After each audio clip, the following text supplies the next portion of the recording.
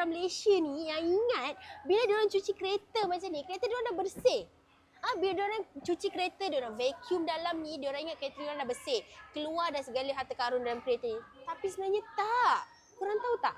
Bila korang cuci kereta, korang vacuum kereta korang, tak semestinya kereta korang bersih. Sebab apa? Sebab kadang-kadang bila kita selalu makan dalam kereta, kita parking kereta kita, itu pun boleh jadi salah satu punca kereta kita penuh dengan lipas. Cara nak tahu macam mana kereta korang ada lipas ke tak ada lipas, korang guna je Easy Pembasmi Lipas dalam kereta. Cara guna dia pun senang. First kali, just start enjin kereta, hidupkan aircon, buka full wind blower, ambil saja tin Easy ni, goncangkan dahulu dan tekan button ni dan biarkan selama 15 minit dekat dalam kereta. Lepas 15 minit, ambil saja vacuum kereta macam biasa. Korang jangan ingat bila korang dah cuci kereta macam ni, korang dah vacuum kereta korang dah kilat ni semua, kereta korang tak ada lipas.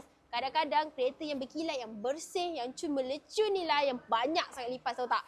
So korang nak dapatkan Easy Pembasmi Lipas dalam kereta, korang tengok dekat beg kuning. Mesa dah letak dekat beg kuning, jangan ambil satu, ambil dua, ambil tiga, lagi jimat, lagi berbalik. Korang tengok dekat beg kuning. Mesa dah letak dah dekat beg kuning. 160, 260, 3. Tengok je dekat beg kuning. Mesa dah letak. Harga jimat, harga berbalik. Pergi dah dekat beg kuning sekarang.